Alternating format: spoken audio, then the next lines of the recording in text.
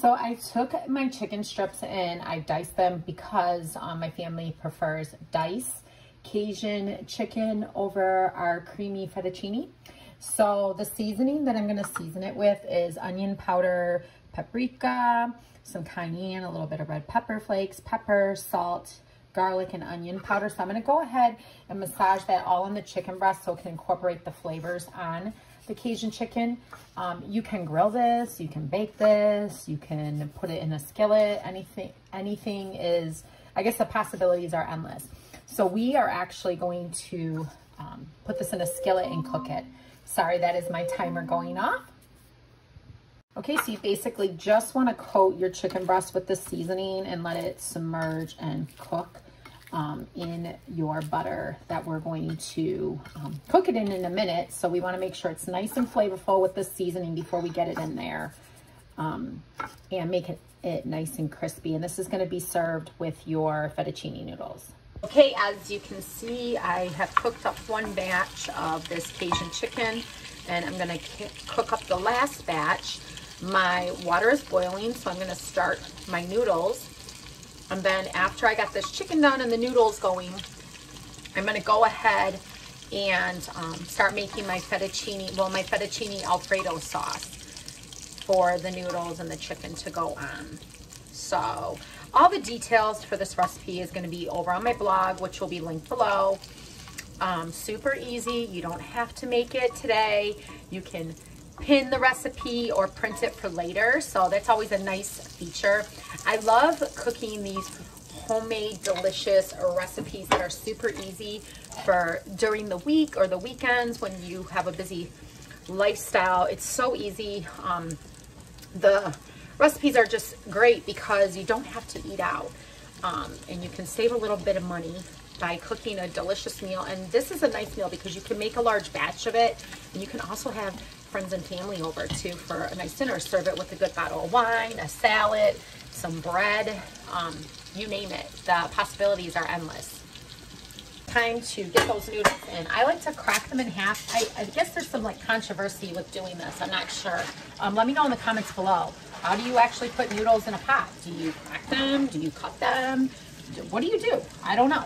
So I am basically taking a box of fettuccine Alfredo noodles. These are gluten-free.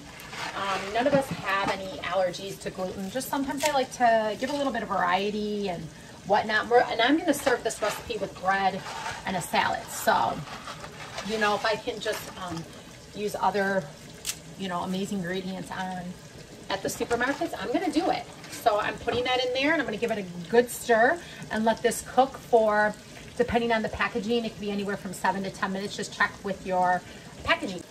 Okay, so these noodles are about 13 minutes. So we're going to give them a good stir so nothing sticks, and let them cook for about 13 minutes and continue cooking the chicken. And then once that chicken's done, we're going to set that aside and start our Alfredo sauce. This meal probably takes from beginning to end, if you have everything pre-measured and cooked, to take you about 20 minutes, 10 minutes of prep time, and it's ready to go. You don't have to serve a salad, or you can, any type of green. You don't have to do a bread either. You can, it's completely optional. All right, we're gonna flip this chicken. And this is a smaller cast iron because I actually prepped some bread the day before, and I used my larger cast iron to bake the bread in. So I'm using a smaller one that I own to cook my chicken. And then I'm going to make my sauce right in here too. Now I am a vegetarian, so that is one thing we have in our house. So I just have to make sure I rinse this and dry this before I use it to make the Alfredo. And that's why I like making this, because you can, for your meat eaters, they can have the Cajun chicken, and then the rest of us can have that Cajun fettuccine Alfredo. Okay, I think these noodles are about done, and I'm going to drain them. And I just want to tell you before you drain them, if you've been following me, you know this, but save a little bit of your pasta water, because we're going to need that for the sauce to help thin it out if that is something we want. Plus, it gives a little extra flavoring.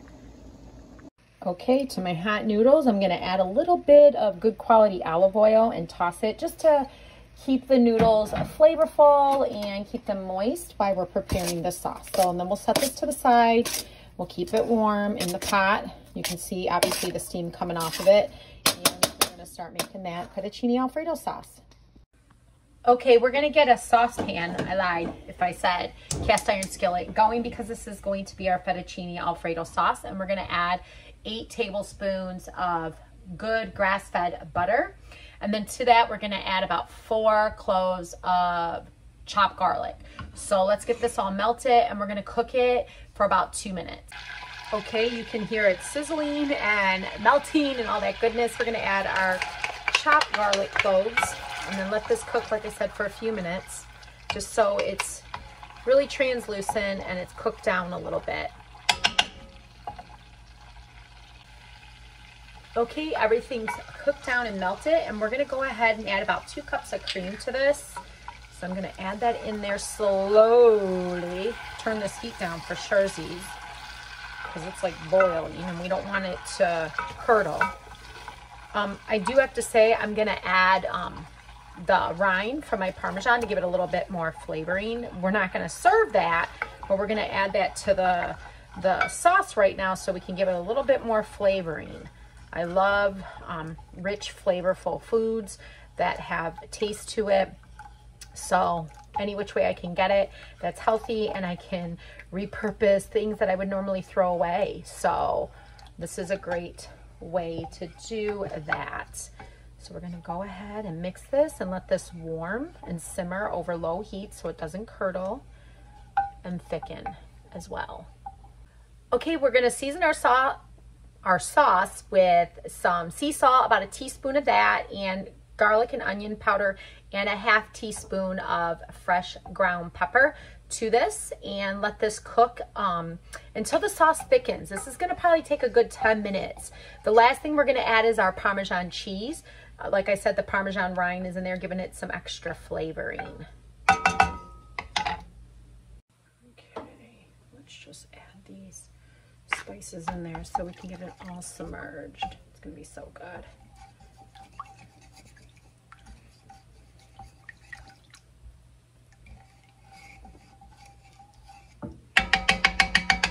I'm gonna put the lid on and let this cook so it can get a little thickened. Okay guys, we're gonna go ahead and add a cup and a half of our Parmesan white cheddar. This is just a Parmesan cheese that I shredded, and I did a white cheddar too that I picked up. I just mixed it just to give it a little bit more flavoring. The possibilities are pretty much endless. You can do like a Parmigiana Romano cheese. You can do whatever you want, but the basic is just the Parmesan. So we're gonna go ahead and give this a good stir, let this melt, let this thicken even more, and then we are going to add my secret ingredient in it here in a few minutes. So let's get this cooking and melting and all that good stuff. And if it does thicken up too much and you don't want it to be that thick, add your pasta sauce a little bit at a time. Just keep adding that into the sauce, and it'll thin it out a lot.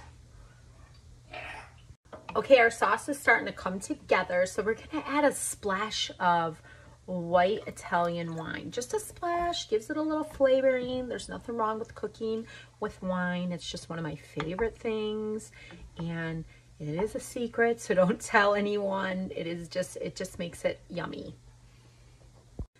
And then I'm going to add a pinch of your cayenne to it, not too much, a pinch of your paprika, and a pinch of your red pepper flakes to give it a little bit of kick into the sauce for us non-meat eaters, us vegetarians. And then give that a good stir and let that thicken. Okay, before you serve this or you're done with your sauce, you're gonna go ahead and take that flavor bomb out, so don't forget to do that. I'm just showing you here, right here. It's not really gonna melt down. It's just gonna pull the taste out of it and cook it into your sauce.